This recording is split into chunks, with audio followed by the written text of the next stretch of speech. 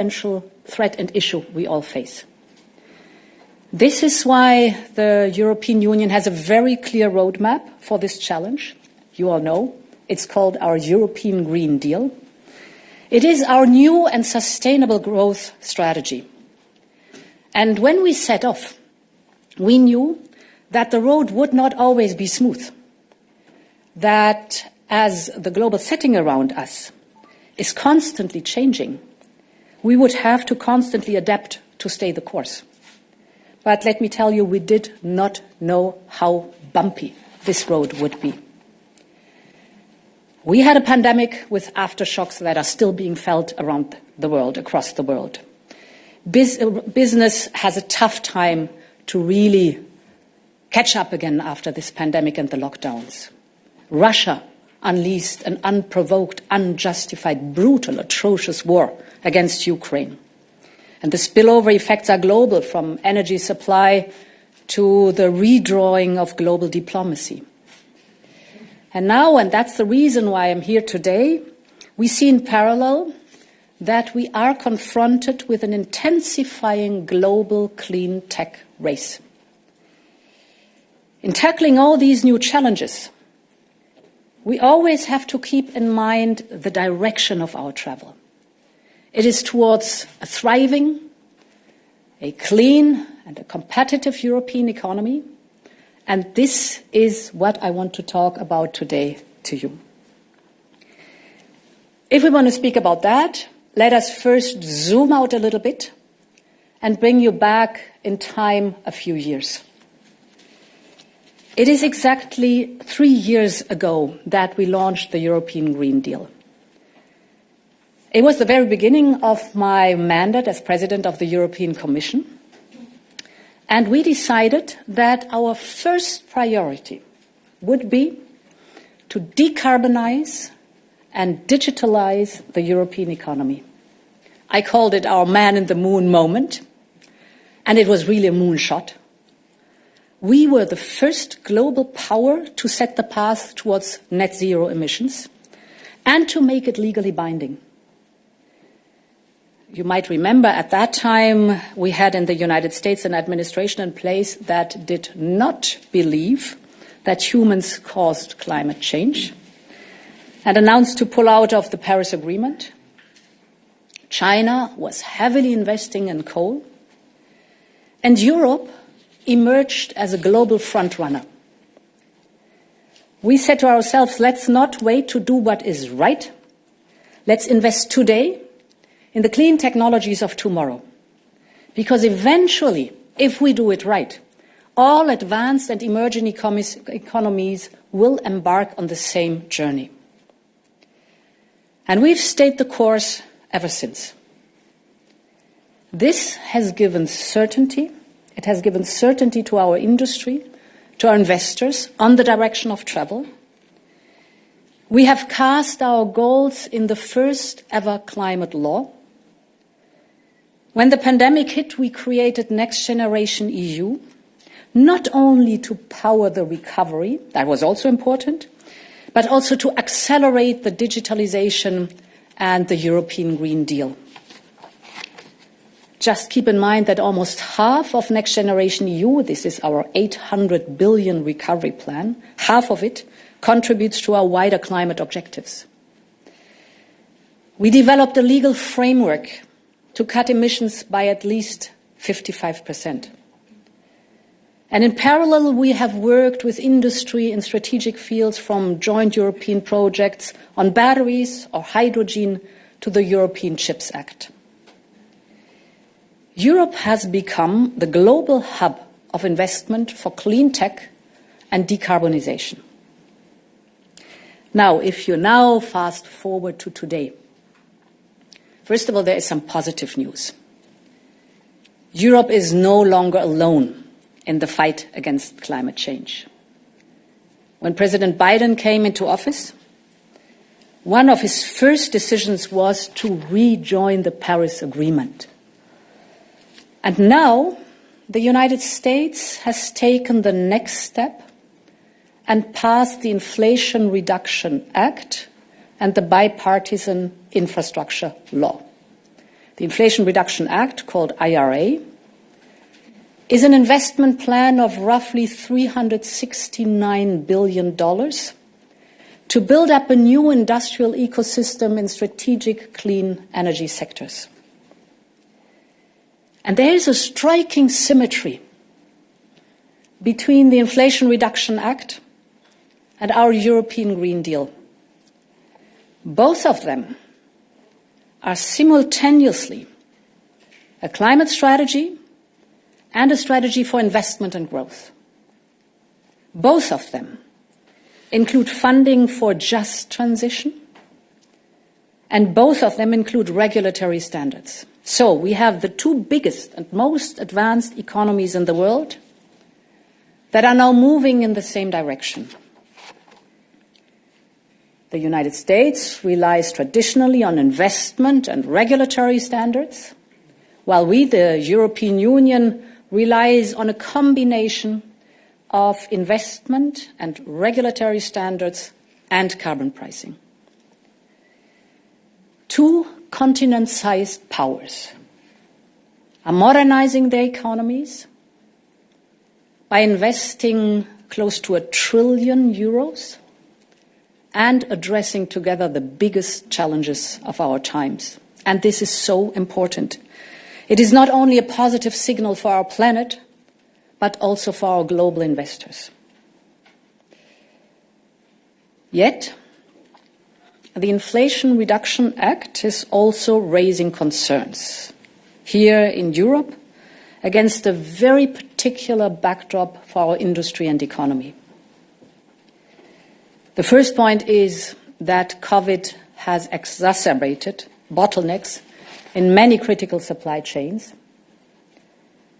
The European industry has been carefully trying to fix the weak links of these chains in the last weeks and months and make them more resilient. But of course, this has come at a cost. The second element you are very familiar with, that is the global energy supply is tight because of Russia's war of aggression. You know it from the European Union. Just think of the fact that in the last 8 months only, Russia has cut 80% of the pipeline gas supply to the European Union. But, and this is important, we've been able to compensate. Something that is truly remarkable, 80% of the pipeline gas supply in 8 months. It is remarkable and it deemed impossible to many. But we should keep in mind in these 8 months there have been not only no blackouts in the European Union, but we also managed to fill our gas storages by almost 96%. So we are safe for this winter. But this comes also at a higher cost of energy for our industry and our SMEs. And all of this affects the competitiveness of many European industries, especially energy-intensive sectors of our economy. It is against this backdrop that the Inflation Reduction Act has received so much additional scrutiny in Europe and also in the rest of the world. There is a risk that the IRA can lead to unfair competition, could close markets, and thus fragment the very same critical supply chains that have already been tested by COVID. So we need to look at these issues closely and at the same time learn what we can do better. And in doing so, we need to look at 3 aspects that are particularly challenging in the IRA. The first one is Buy American. This Buy American logic underpins part of the IRA. The second difficult issue is tax breaks that could lead to discrimination. Some get them, others not. And the third element is production subsidies that could lead to a subsidies race.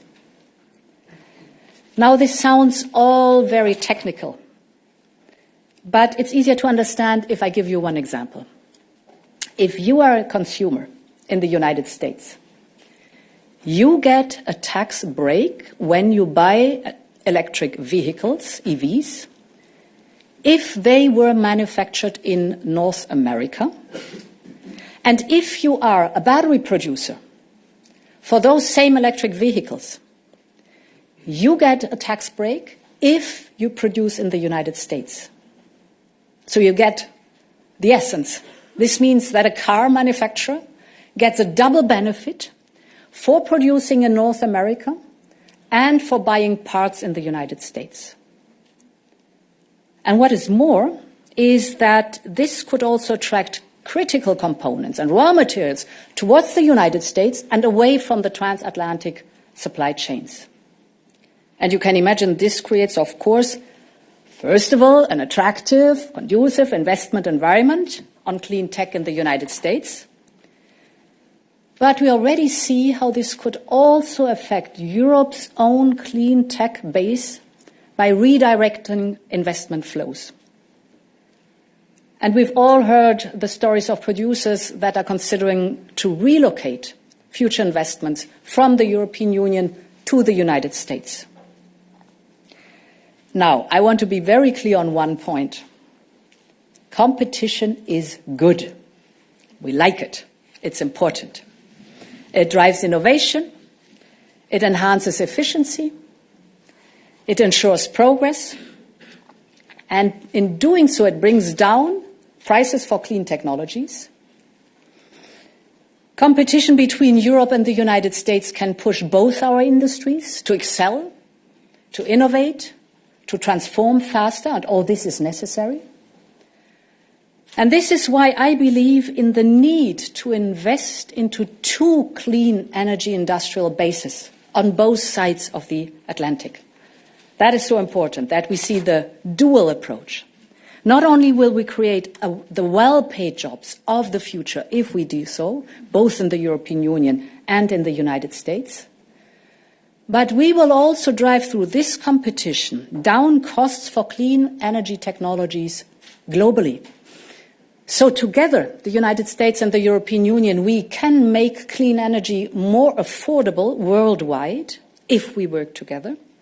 And by doing so, we will help, of course, decarbonize other economies and drive a just transition. But, you expected a but in all this, but this competition must respect a level playing field. And that's why it is so critical that the technology competition between the European Union and the United States is a race to the top for our industries on both sides of the Atlantic. And I'm confident that Europe is in a strong position to compete on global markets and develop the clean technologies of tomorrow. Now, will this be enough to keep up the clean tech race? Yes, if we are competing on a level playing field. So we must take action to rebalance the playing field where the IRA and other measures create distortions. In other words, we need to do our homework here in Europe, and at the same time, we have to work with the United States to mitigate competitive disadvantages. And I see three ways to do so. The first is we have to adjust our own rules to facilitate public investment into the transition. The second, we have to reassess the need for further European funding of this transition. And thirdly, we have to work with the United States to address some of the most concerning aspects of their law. To my first point, as I said, we have to adjust our own rules to make it easier for public investment to power this transition. State aid. State aid is a tried and tested tool here in Europe, and it incentivizes business activities for the public interest. Just to give you an example, last summer, We approved 4.4 billion euros, 5.4 billion euros in state aid for the hydrogen value chain under one of our so-called IPCEIs, you know the abbreviation, Important Projects of Common European Interest. This public investment will benefit 35 companies from 15 different member states, from Portugal to Denmark, from Finland to Italy. And they will help bring new technologies from the laboratory to the factory for hydrogen production, for powered trucks, for storage, for hydrogen trains or hydrogen-powered ships. And this is only one of the many examples of our state aid policy at the service of clean tech. Yet the Inflation Reduction Act should make us reflect on how we can improve our state aid framework and adapt it to a new global environment. So we must look at how we can make our framework more predictable and more simple. Europe, as you know, has built a very sophisticated system, but business today is asking for a simple system and simple rules. Europe has built a very precise system, but business today wants state aid rules to be predictable above all. We are very careful to avoid distortions in our single market. It's very important. But we also must be responsive to the increasing global competition on clean tech. So we have to look at the global market. And if you look at the Inflation Reduction Act, it invests right along the value chain in some strategic sectors. And this is not always the case with our state aid. Our IPCEIs, for example, aim to bring breakthrough technologies from the laboratory to their first industrial deployment. That is good. But we now will also take a fresh look at how we can support the whole value chain down to the mass production of the most strategic green tech solutions and clean end products, including through public investment. Our state aid framework exists to preserve our very precious single market. But if we see that investment in strategic sectors are leaking away from the European Union, this would only undermine our single market. And that is why we are now reflecting on how to simplify and adapt our state aid rules. My second point has to do with the complementary European funding. While it is critical that member states have the flexibility to invest their budgets in strategic sectors, this approach cannot be self-standing.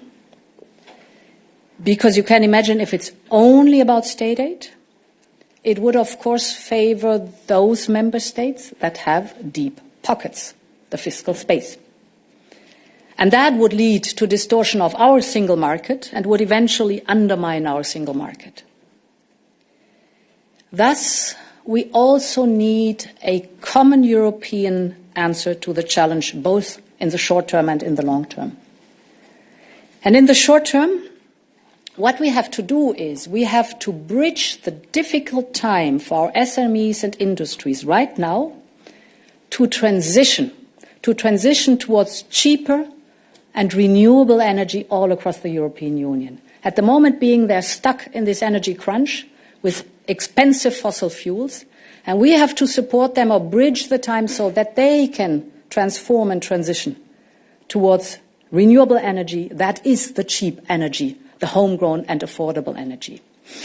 And here, Repower EU is our tool. Repower EU, we are just having it in the final negotiations in Parliament and Council to be approved till the end of the year. Repower EU invests in energy efficiency, in renewable energy massively, and in the infrastructure that you need to integrate the European Union, the interconnectors, the grid, for example. And what is important, Repower EU will massively speed up the permitting process for renewable energy projects. You might know that sometimes these projects need 7 to 8 years to be permitted. So our ambition is now to reduce that to below 1 year, to really have all these renewable energy projects that are in the pipeline up and running. We are now working on boosting Repower EU. Repower EU needs greater firepower to accelerate exactly this green transition. However, we also need to look beyond ad hoc solutions. The new assertive industrial policy of our competitors needs a structural answer from the European Union. And in my State of the Union address, I introduced the idea of establishing a sovereignty fund. The logic behind a sovereignty fund is simple. We need a common European industrial policy, and this common European industrial policy requires common European funding. The goal of our European industrial policy is for European industry to be the leaders in the clean tech transition. And this means, over the midterm, that we have to beef up the resources available for upstream research, for innovation, and for strategic projects at the European Union's level. In other words, this means, on one hand, new and additional funding at the EU level, and it means, on the other hand, higher level of policy coordination like hydrogen, like semiconductors, quantum computing, artificial intelligence, biotechnology, all these important topics. And on my third and final point, cooperation instead of confrontation. We are working very closely with the Biden administration on how to jointly strengthen our clean energy industrial base. And let me go back to the example I gave you earlier, the electric vehicles, the EVs. In Europe, we have just agreed to phase out the combustion engine by 2035. This means new vehicles sold after 2035 will be exclusively electric. Similar regulatory commitments exist in the United States. And at the same time, China is subsidizing massively this sector. So we, the United States and the European Union, have a vast common interest to preserve our industrial leadership. And this will require fundamental changes in the automobile industry. It will require significant private and public investments in innovation, in infrastructure, in supply chains and raw materials on both sides of the Atlantic. But it is not just about investment. It is also about setting standards and joining forces where it makes sense. Take, for example, the whole topic of the charging infrastructure for EVs. If Europe and the United States agree on common standards, it is us who will shape global standards and not leave it to others. Or take the topic of critical raw materials for clean tech that we urgently need. Today, the production and processing of some of these critical raw materials, without them, no green transition. Today, the processing and production is basically controlled by one single country, and that is China. Europe and the United States can build an alternative to this monopoly we see by establishing a critical raw materials club. The idea behind it is simple. It is cooperation with partners and allies on the sourcing, on the production, on the processing that gives us the ability to overcome this monopoly. So there you have two examples of standards, or the raw materials, to give you an idea what we are working on with the White House exactly right now. And finally, all this should be seen in a wider context. Let us zoom out again and focus on the bigger picture. An aggressive Russia is threatening our democracies and is blackmailing us with our dependency on fossil fuels. An increasingly assertive China is cultivating dependencies in all continents to project power of its own interests. But by contrast, look at what the United States and Europe are able to achieve if we join forces. Take Ukraine. Think of the immense impact of our sanctions. Think of how much support we have mobilized together from our countries and the world to help Ukraine in the last 9 months, this brave and courageous people. Look at us joining forces to dry out Russia's war chest by just now introducing a Russian oil price cap globally. Let me tell you that since the end of the Cold War, never has the transatlantic cooperation been closer as in those 2 last years. We have ended long-standing disputes on steel tariffs, on Airbus Boeing, on securing data flows. We have created a Tech and Trade Council to cooperate on tech and trade matters. We have set up this spring a task force on European energy security that led to additional deliveries of 15 billion cubic meters of LNG this year. And remember, I told you that 80% of the pipeline gas has been cut. So in the first half of 2022, the United States supplied more than three quarters of the EU's additional needs. And on climate, we have brought together over 100 countries to sign the Global Methane Pledge, a commitment to cut global methane emissions by 30% in this decade. These are just examples what we are able to do if we join forces, the power of transatlantic partnership. And therefore, dear students, ladies and gentlemen, this is my message to you as you embark on this journey at the European Diplomatic Academy or as students here in Bruges. There will always be times where new challenges emerge and old tensions rise back to the surface. This can be the case with rivals and competitors, or even with your oldest and closest partners.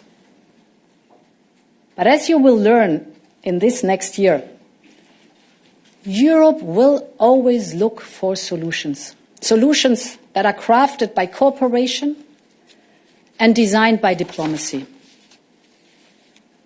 And of course, Europe will always do what is right for Europe. So yes, the European Union will respond in an adequate and well-calibrated manner to the Inflation Reduction Act. But does this mean that we will engage in a costly trade war with the United States in the middle of an actual war?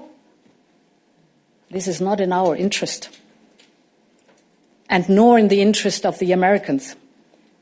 And it would harm global innovation too. So that is the reason why we're working so hard in Europe and the United States now to precisely address these distortions. In the last 2 years, the EU and the United States have shown that we are stronger individually when we stand together collectively. When we focus on what binds us, our values, our friendship, our belief in fair competition, our belief in open markets, and of course our belief and commitment to the rules-based order. For friends like us, competition and cooperation can be two faces of the same coin. So let us strengthen clean investment on both sides of the Atlantic. Let us do it for our people, for our industries, of course for affordable clean energy worldwide, and for the sake of our planet. Thank you very much for listening, and long live Europe.